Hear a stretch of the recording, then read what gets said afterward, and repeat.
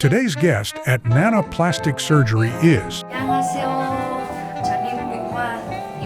Vietnam's national TV announcer, Nguyen Sai Quyen Hoa. What's her main concern? Let's see what her concern is at Nana Plastic Surgery. Nói rồi biểu cảm thì cũng sẽ hiện lên rất là rõ những cái nếp nhăn ở mắt này, rồi thì mí mắt cũng có những cái sự trùng sẹo nhất định.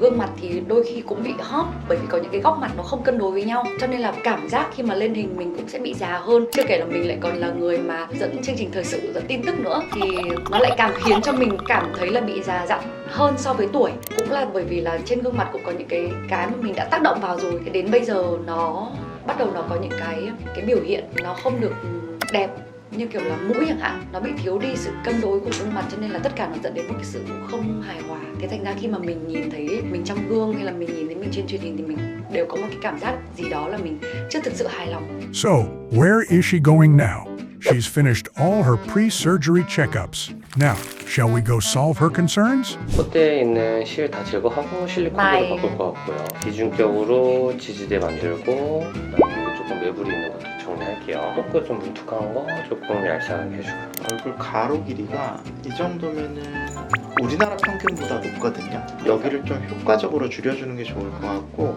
그리고 턱은 옆선에서 볼 때 이렇게 된 데를 좀 정리할 거예요. Wow, she's going to change this much? Now, it's time for a change. Let's see how she transforms. Bây giờ cái cửa này mà mở ra mình bước vào, mình cũng cảm thấy lo lắng lắm. Nhưng mà hy vọng rằng là bước vào cái cửa này và bước ra sẽ là một cái diện mạo vô cùng như ý.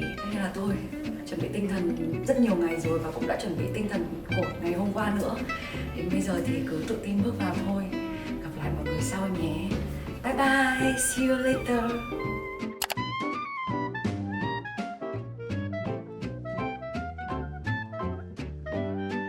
Wow!